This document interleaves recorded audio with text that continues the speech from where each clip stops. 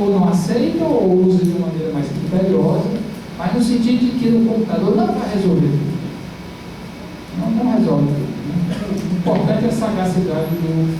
Então, sem ser eu digo sem ser incluído, porque isso é uma componente dinâmica, né? As pessoas desenvolvendo novas técnicas, como é o caso aí da imagem, né? Que está sendo... É isso. E teve uma pergunta que eu passou muito rápido, a etnografia e a autoetnografia, não é isso? Olha, o que me faz lembrar isso aqui, eu faço até um alerta, um parênteses para todos ali, que às vezes as perguntas vêm e a gente leva coisas que são assim, mais distantes, e na hora a gente não pode dar uma resposta substancial, né?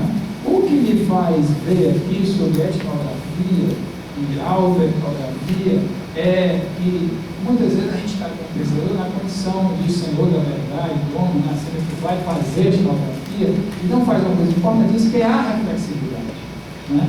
Quer dizer, que é a auto-reflexão, a autocrítica, né? E num certo sentido, né? A minha auto-etnografia, onde é que eu venho, onde é que eu estou, onde é que eu estou situado, que interesse eu represento, né? Então é muito, até onde a gente, como pensador, está assim, colher os dados, não sei aonde, estou lá no meu escritório, confortavelmente, né?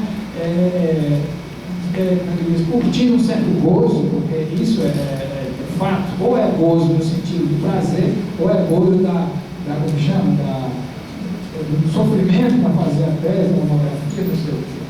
Então, até onde a gente tem uma relação instrumental com os nossos informantes, com o nosso campo, com as comunidades que a gente estuda, como é que a gente retorna isso, tá?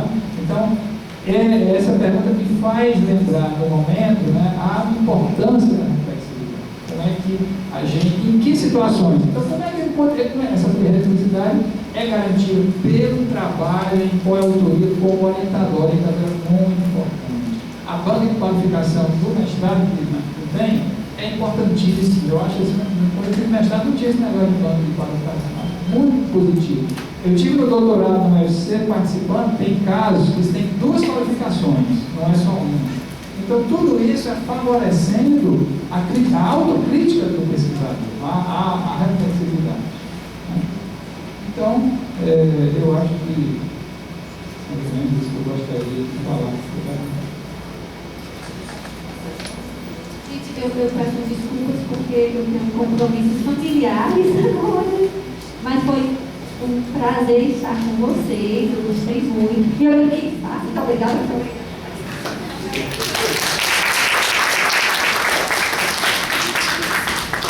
Pessoal, acho que o nosso tempo já está dando, né? Vamos estar com fome. Então eu queria pedir a lista de frequência para poder fazer o sorteio dos livros.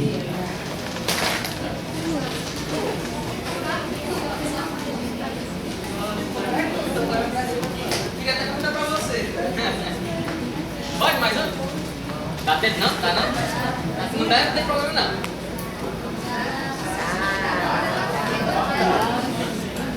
Quem está com a Bíblia? Tá bem aqui. Vem cá, Bíblia, enquanto eu olho na lista, tá pegando bem rapidinho.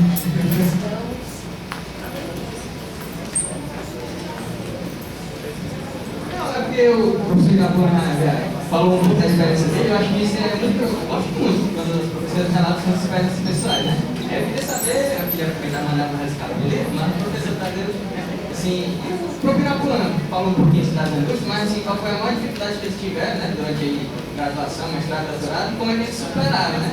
Esse momento assim, de dificuldade, como foi que eles superaram isso? E eu queria aproveitar o professor Tadeu também com relação a essa questão do debate teórico, das categorias, porque na antropologia a gente também trabalha muito com as categorias nativas, né? Aí às vezes as categorias teóricas que a gente estuda não servem, como é que a gente trabalha teoricamente as categorias nativas. Responder rapidinho, né? Mas, boa pergunta, as dificuldades. Eu só quero dizer assim, talvez na linha do Irapuã, que eu às vezes falo, né? E assim, eu fiz a curso de Ciências Sociais na UFC em Fortaleza. E a monografia foi sobre movimento de juventude católica. Depois fui fazer mestrado na UNB em Brasília, e um tema foi sobre sociologia da literatura, completamente diferente do trabalho do mestrado. Né? E com outra metodologia, estudei Bakhtin, Mikhail Bakhtin e tal. Mas, na frente, né, eu fui me interessando pela área de saúde. E o doutorado foi na área de antropologia médica. Né, então, coisas bem diferentes. E assuntos diferentes, temas diferentes, autores diferentes, e às vezes,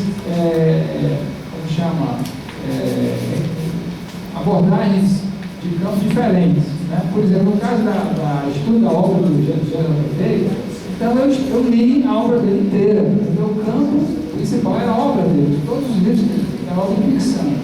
Fiz entrevista na época por carta, né, que ele me respondeu, e fui ao Rio de Janeiro fazer entrevista com eles. Né? Então, dessa maneira, na monografia eu usei questionários e entrevistas com as pessoas dos grupos de jovens aqui de Fortaleza. Né? Já no caso do doutorado, e vou falar de outras pesquisas, né? Já trabalhei com clínicas de classe média na área de medicina complementar alternativa aqui de Fortaleza. Então foram coisas diferentes, uma abordagem fenomenológica, que tem algumas coisas, particulares. Né? Então, cada experiência de pesquisa a gente vai aprendendo, e eu sugiro e estimulo os alunos que terminam o ano aqui, se puderem, vão para... tem ex-aluno, ex-orientando meu, que está no Japão. Né? Tem duas que estão na França, outra em Macapá, e por aí vai. Né? A outra pergunta... Categoria nativa. A categoria nativa é a categoria nativa, a categoria antropológica é a categoria antropológica. Está entendendo? Agora, como é que você vai botar as duas para dialogar? Aí é que está. Né? Então, é uma coisa que, novamente, precisa do amadurecimento. Quando o amadurecimento ainda não chegou, importantíssimo a orientadora ou orientador. Eu não vou ganhar um lugar para tudo.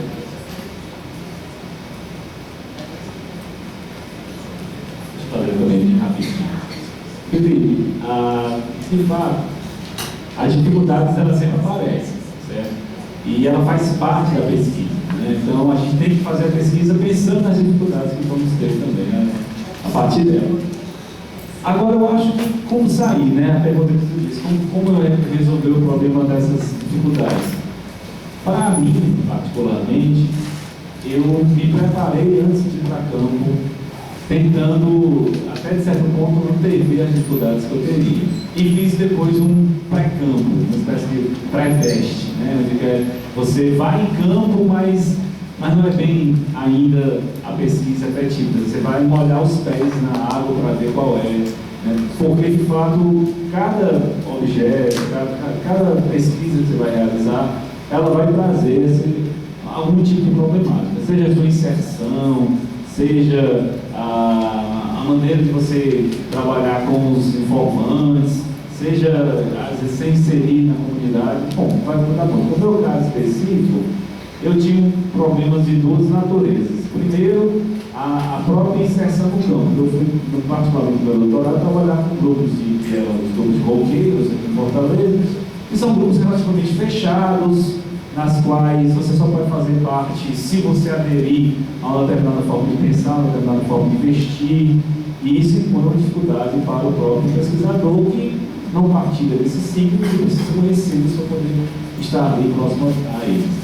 E uma segunda dificuldade que era conhecer o próprio universo, o universo simbólico, na qual aqueles informantes estavam inseridos. Ou seja, se eu fosse fazer uma entrevista com um gótico, eu precisava conhecer os elementos da cultura gótica que está em torno do porque ele começar a falar coisas que eu não teria muita noção de ser, eu não conseguiria nem transcrever a entrevista. Né? Então, eu, como tinha uma experiência prévia, né, num objeto mais ou menos parecido, pelo menos dentro da mesmo campo, então eu já tinha uma certa ideia do que eu ia encontrar. Então eu fui me preparando para isso a partir de leituras, né? Leituras que estavam dentro desse universo simbólico. E também, claro, fundamental, a experiência de outros pesquisadores. Então eu fui atrás de toda uma literatura sociológica e antropológica que existe sobre objetos parecidos com o meu, nem que fosse minimamente parecido. Porque você vê também como aqueles pesquisadores enfrentaram problemas e como eles resolveram os problemas. E se você tem essa experiência, pelo menos de leitura, você pode pelo menos já antever um pouco os problemas que você vai ter e também saber um pouco como se posicionar naquilo que eles vão aparecer, porque eles vão aparecer. E às vezes eles são mais. A gente, como pesquisador, tende a minimizar determinados fatores, mas a gente tem que ter em mente que o campo não. Os seus sujeitos, não necessariamente. Então, por exemplo, quando eu ia fazer uma entrevista, ou mesmo uma entrevista era um momento mais íntimo, final. Quando você ia fazer uma observação de uma festa do pessoal do Heavy Metal, por exemplo, em Fortaleza, para começar, eu só entrava na festa se eu tivesse de acordo com os signos que aquela festa colocava. Então, você precisava estar de algum modo comungando com aquilo ali, senão você nem entra. Você não tem como, você nem entra. Então a gente precisa. Agora, claro, eu sabia disso. Eu sabia porque eu pesquisei sobre isso antes, porque eu li em livros determinadas pesquisas da Gênesis Caiafa, a pesquisa da Helena Abramo, eu li a experiência dos autores do Rio de Janeiro, que tinham muita experiência de pesquisa desse tipo, não só no campo do rock, que era o meu, mas outros similares, no campo do funk, no campo do hip hop. E aí você perceber que esse tipo de pesquisa não traz esse desafio que você precisa, de algum modo, superar. Então, uma vez superado esse primeiro desafio, vimos outros. Conseguir conversar com um informante desse e obter as informações que ele ia me dar. Porque ele me dá uma carga de conhecimentos, de símbolos e referenciais culturais que eu não tinha antes. E aí eu precisei pesquisar sobre os referenciais culturais para poder conversar com ele, para ele falar para mim sobre o disco da banda Manowar, e eu saber que banda é essa e qual era o som e o que é que significava para ele.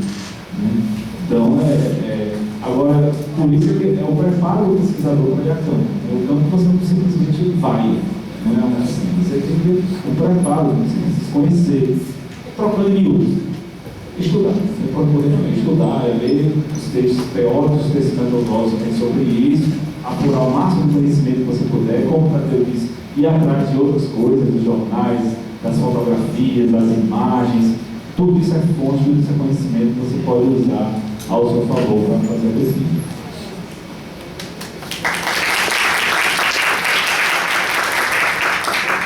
Só fazendo de vocês uma coisa aí, eu quero aproveitar já agradecendo antecipadamente a fala do professor Irapuã. Eu só dar um exemplo para vocês em relação a essa história do teórico. Veja, o Irapuã falou duas vezes sobre informante. Então existe na área que eu tenho estudado, não sei o quê, esse termo informante eu não uso mais. Então, não é só uma questão de eu usar ele, não usar, ou outras pessoas usarem. O que é que está por trás? Qual é a discussão teórica em relação ao informante? Não há toda uma visão de realidade que está aí. Né? E o que é que eu vou usar que não é? Então, não é só uma questão de termos, de palavras, não. Né? Então, por trás, assim, só sem seguir por conta do tempo, talvez esteja aquela ideia de que a gente vai lá na realidade pensar as coisas e a gente traz para cá. Né? Então é uma visão, né, que tem que ter cuidado com uma visão positivista e que vem sendo criticada ao longo do tempo. Né? Então, só estou dando um exemplo, né, de que o teórico, a reflexão, a autocrítica, ela pode ser exercitada o tempo todo, em todas as fases do trabalho de pesquisa. Então, o colaborador, ao invés de informante, o sujeito, ao invés de informante, por que é o sujeito? Né? Assim, enfim. Então, é só isso mesmo. Só agradecer a presença de vocês e agora a gente vai fazer os outros livros.